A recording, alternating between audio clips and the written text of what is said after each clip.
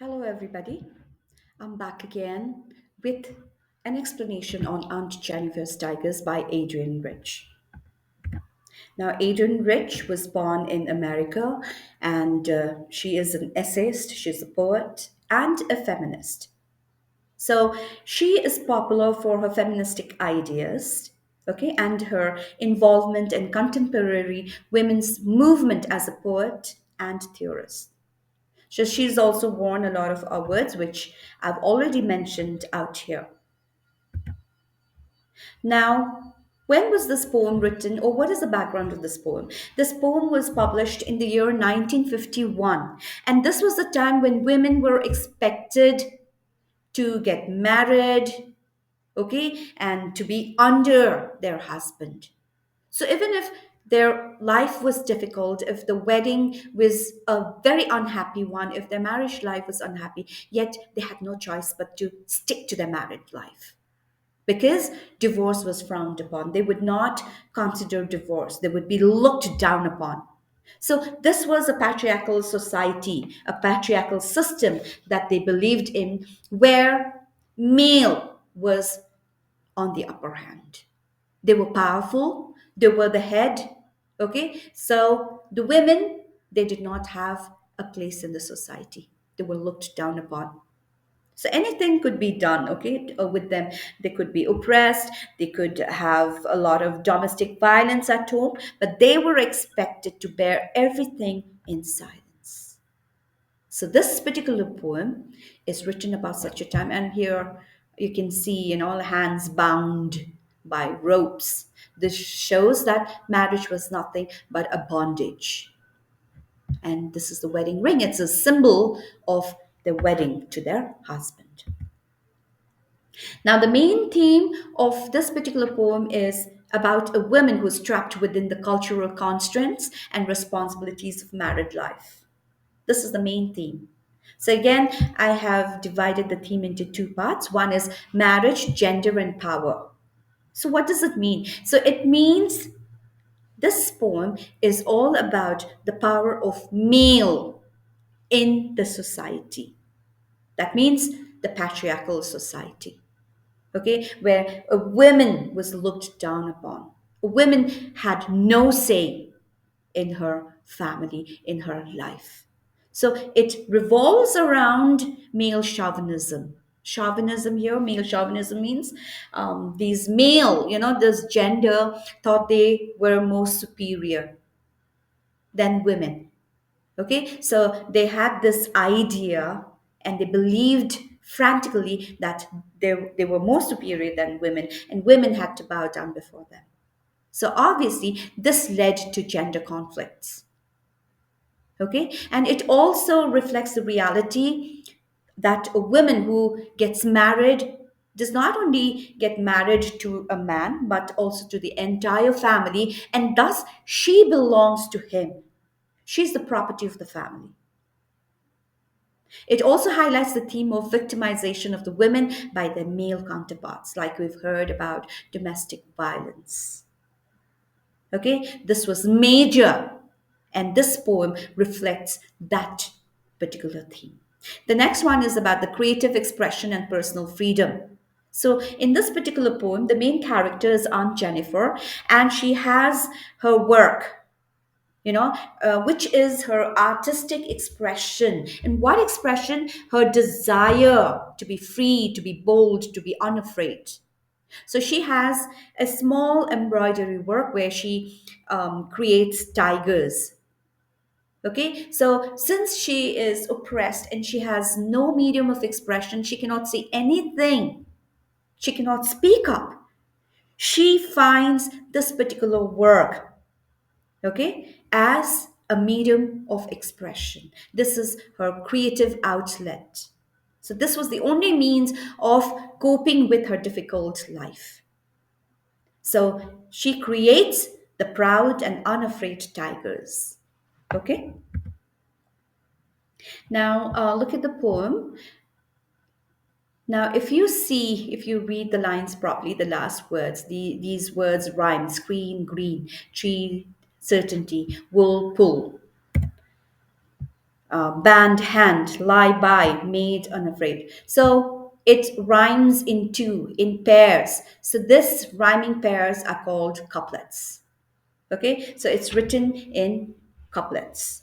And the rhyming scheme is A A B B A A B B, and it goes on. Now, the poem is written into three paragraphs. So the first paragraph here, she makes these tigers. That is a creative expression. And she expresses her desires to be free, okay, to be bold, to be happy. Now, the second paragraph, it is the reality of Aunt Jennifer. How is she living? Okay, what is she doing? This is a reality. And the third paragraph talks about after her death. So the question is, after her death, is she going to be free? Is she going to be free from her marriage? So let's read. Aunt Jennifer's tigers prance across the screen, bright topaz denizens of a world of green. They do not fear the men beneath the tree. They pace in sleek, chivalric certainty. So these aren't Jennifer's tigers, they are symbolic of freedom. Okay? They are free, they are bold, and they're happy because they're prancing across the screen. Now, the screen here is the piece of cloth that she's working upon. Okay, she's embroidering her tigers in this particular cloth. Now, they're described as bright topaz denizens of a world of green. So, bright topaz denizens, this is an imagery because it gives you those vibrant colors, picture rises those vibrant colors. And at the same time, it is also a metaphor because here the poet compares the tigers, okay, to the sun. Actually, the color of the tiger, because the color of the tiger is golden yellow, orangish kind of thing, just like the color of the sun. And they're filled with energy, just like the energy of the sun. And they are the denizens of a world of green. That means the inhabitants, okay, of green. Green here also symbolizes, it is a symbol which symbolizes spring, which symbolizes rebirth. Here it means the forest. They do not fear the men beneath the tree. Therefore, they pace in sleek chivalric certainty. So these tigers look very free and they're not scared of the men who are standing under the tree. So they're walking in a very chivalric manner, very dignified, very confidently. Okay, so chivalric certainty is an alliteration because there's the repetition of the letter C in both the words. Okay, now the tigers have also been personified because the description, the adjectives that are used for them, sleek, chivalric, that we often describe people, but here the tigers are being described as chivalric, so that is personification.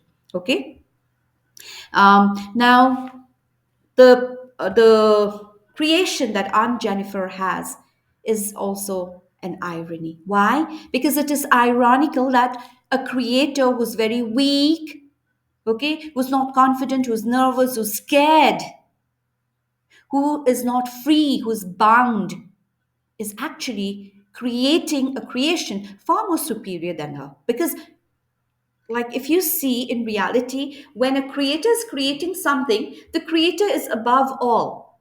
But here, the creation is above the creator. So it is ironic. Now, the second paragraph is the reality of Aunt Jennifer, which says that Aunt Jennifer's fingers fluttering through her wool. Now, there is alliteration out here. Okay, fingers fluttering. So FF has been repeated through her wool.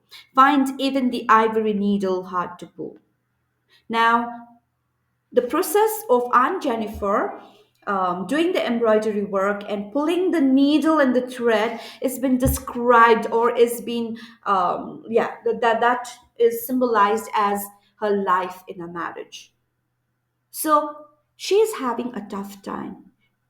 Okay, just like she's finding it difficult to pull the wool, She's finding it difficult to live in her marriage life because she's been oppressed by her husband. Now, that first line is an enjambment because it moves on, it extends on to the second line. All right. Now, fingers fluttering, that also tells us about how scared she is. She's nervous, she's trembling. Okay. The massive weight of Uncle's wedding band sits heavily upon Aunt Jennifer's hand. So, that wedding band again is a symbol. That band is symbolic of their marriage, of her bondage to her husband. So, now the restrictions that have come through her marriage has put on weight on her. Okay, so since she lives in a male dominated society, there are a lot of restrictions, a lot of burdens upon her. Okay, so that wedding band sitting heavily upon Aunt Jennifer's hand, it's just symbolic of how her marriage life is difficult, how difficult it is for her to live in this because it is a burden for her. A lot of responsibilities, a lot of restrictions have been put on her. Now the third one is after death. Is there an escape after death? When aunt is dead, her terrified hands will lie, still ringed with ordeal she was mastered by. Now, see, even after her marriage, even in death, there is no escape from difficulties, from her wedding, from her husband. Okay, so her terrified hands. Now, this terrified hands is a transferred epithet, okay, because her hands have been described as terrified. Actually, it's not the hands, but we are actually describing Aunt Jennifer as being terrified. So even after death, the ring that is on her hand will always remind that she was married. She still belongs to somebody. Okay? She was mastered by, meaning she was dominated by. Now, look at the word, how harsh it is. Mastered. When you hear this word, you're reminded about the relationship between a master and a slave.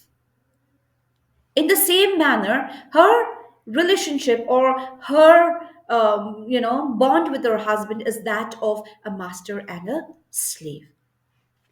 The tigers in the panel that she made will go prancing proud and unafraid. Prancing proud here is again an alliteration because that pp has been repeated.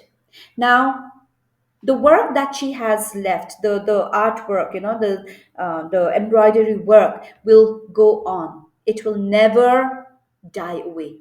Okay, it will be there. So what the poet is trying to say is the art lives forever. Okay, but then a person's life, it is only limited. So here Aunt Jennifer's life is limited, but the kind of relationship that she has or she had, the difficulty that she had will never be forgotten.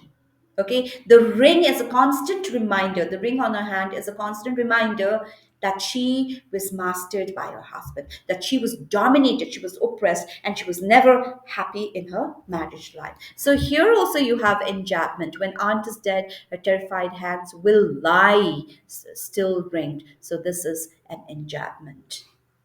Okay, now these are the meanings of some of the words that are there. Please go through it.